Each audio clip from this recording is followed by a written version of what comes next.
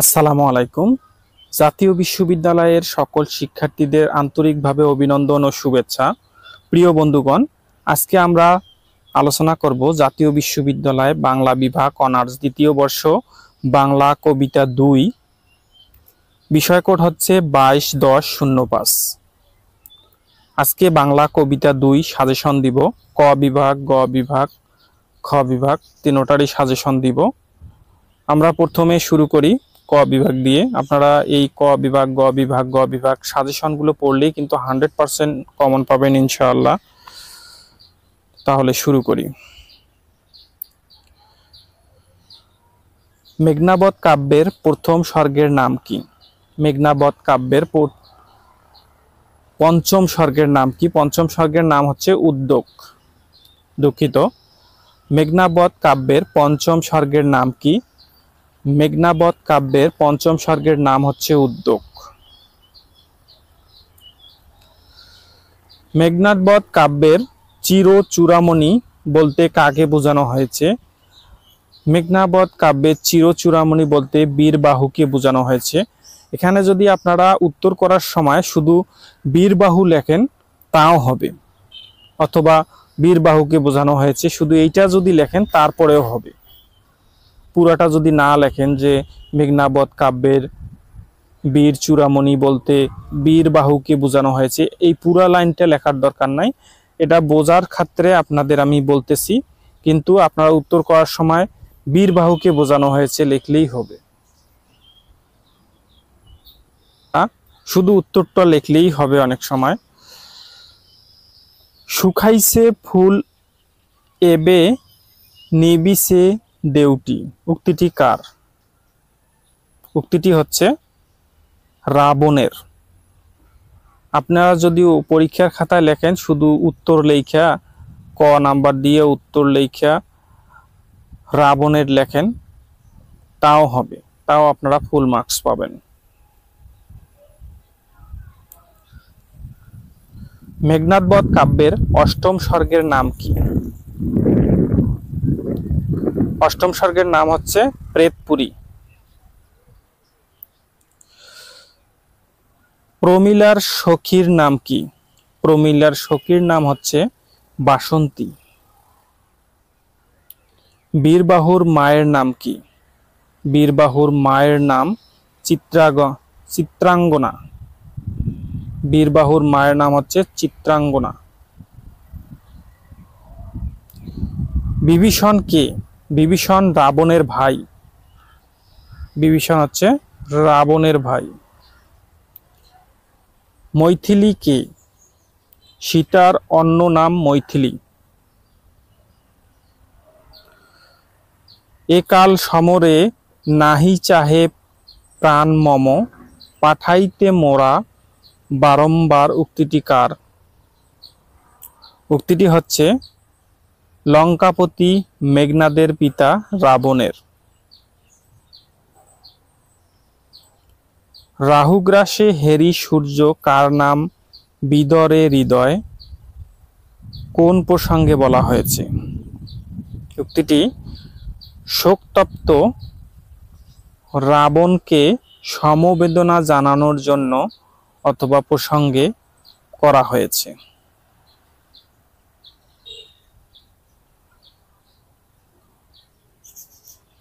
সোনার তরী কবিতাটি কোন ছন্দে রচিত? সোনার তরী কবিতাটি মাত্রাবৃত্ত ছন্দে রচিত। সোনার তরী কাব্যটি কাকে উৎসর্গ করা হয়েছে? সোনার তরী কাব্যটি কবি ভ্রাতা শ্রীদেবনাথ সেনকে উৎসর্গ করে লেখা হয়েছে অথবা উৎসর্গ করা হয়েছে। সোনার তরী কবিতায় ধান কিসের প্রতীক? সোনার তরী কবিতায় ধান মানুষের কর্ম ও কাজের প্রতীক। বর্ষাযাপন কবিতাটি কোন কাব্যগ্রন্থে অন্তর্গত? বর্ষাযাপন কবিতাটি সোনার তরী কাব্যগ্রন্থে অন্তর্গত। রবীন্দ্রনাথ ঠাকুরের কোন কবিতায় ছোট গল্পের সংঘার্থ পাওয়া যায়? রবীন্দ্রনাথ ঠাকুরের সোনার তরী কাব্যের বর্ষাযাপন কবিতার ছোট গল্পের সংঘার্থ পাওয়া যায়। যেতে নাহি দিব রবীন্দ্রনাথ ঠাকুরের কোন কাব্যগ্রন্থের কবিতা? যেতে নাহি দিব রবীন্দ্রনাথ ঠাকুরের সোনার তরী কাব্যগ্রন্থের কবিতা। কি আছে হেথায় চলেছি কিসের অন্বেষণে পংক্তিটি কোন কবিতার? পংক্তিটি নিরুদ্দেশ যাত্রা কবিতায়। কল্পনা কাব্যের প্রথম কবিতা কোনটি?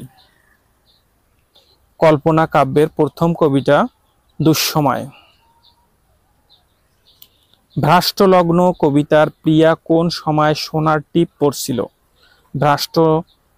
ভ্রষ্টলগ্ন কবিতার প্রিয়া গোধূলি বেলার সোনার টিপ পড়ছিল। চৌরপঞ্চাশিকা কি? বিদ্যাসুন্দর উপাখ্যানে বর্ণিত স্তুতিমূলক 50টি শ্লোক।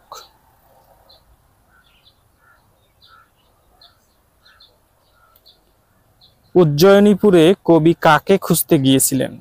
উজ্জয়িনীপুরে কবি তার পুনর্জন্মের প্রতমা পিয়াকে খুঁজতে গিয়েছিলেন।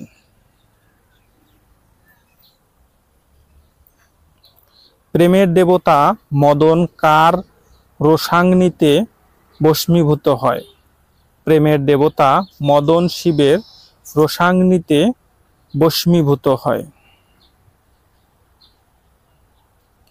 খনিকা কাব্যের কোন ঋতু প্রাধান্য পেয়েছে? খনিকা কাব্যে শরৎ ঋতু প্রাধান্য পেয়েছে। সেকাল কবিতার কবি কি হতে চান? সেকাল কবিতায় কবি বিক্রমাদিত্যের সভায় নবরতের মালিকায় দশম রত্ন হতে চান। মনেরে তাই কহ যে ভালো মন্দ যাই আসুক সত্যের লও সহজে কোন কবিতায় উল্লিখিত? কবিতায় উল্লিখিত বোঝাপড়া। এক গায়ে কবিতার উল্লিখিত নদীর নাম কি? এক গায়ে কবিতায় উল্লিখিত নাম হচ্ছে অঞ্জনা। প্রিয় বন্ধুগণ, এই 26টি আমি অতি সংক্ষিপ্ত প্রশ্ন বা ব্রিফ কোশ্চেন আমি দিলাম উত্তর সহ। এই 26টি পড়লে ইনশাআল্লাহ আপনাদের কমন পড়বে। এখন আমরা শুরু করব খ বিভাগ। খ বিভাগের যে প্রশ্নগুলো দিব আপনাদের 100% কমন পড়বে। খ বিভাগে আমি 16টি প্রশ্ন রাখছি। এই 16টি প্রশ্ন করলেই কিন্তু আপনাদের 100% কমন পড়বে। অনেকে শর্ট সাজেশনের জন্য 10টা 12টা 8টা প্রশ্ন পড়ে, কিন্তু আপনারা যদি 8টা প্রশ্ন পড়ে যান অনেক সময় 2টা 1টা কমন পড়ে, আপনারা অনেক সময় মন খারাপ করে চলে আসেন। তখন মনে করেন যে আপনারা যে প্রশ্ন দিলেন কমন পড়ে না। তাই আপনাদের 100% কমন পড়ার লক্ষ্যার্থে আমি কিছু প্রশ্ন হয়তো বা বেশি দিয়েছি, 16টা প্রশ্ন। এই 16টা প্রশ্ন কিন্তু বেশি না, আপনারা পড়লে অনেক উপকৃত হবেন এবং এখান থেকে 100% কমন পড়বে ইনশাআল্লাহ। তাহলে শুরু করি।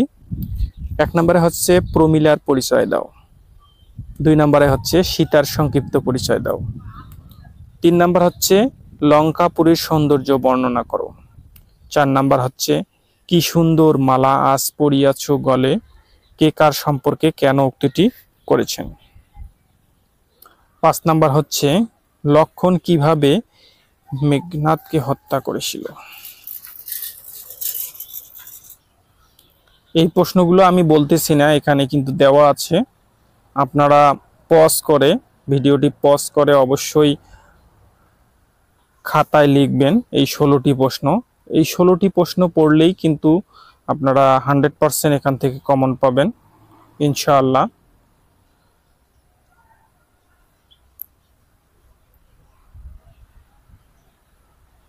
দেখতে পাচ্ছেন 16টি প্রশ্ন। এখন আমরা আসি গ বিভাগ।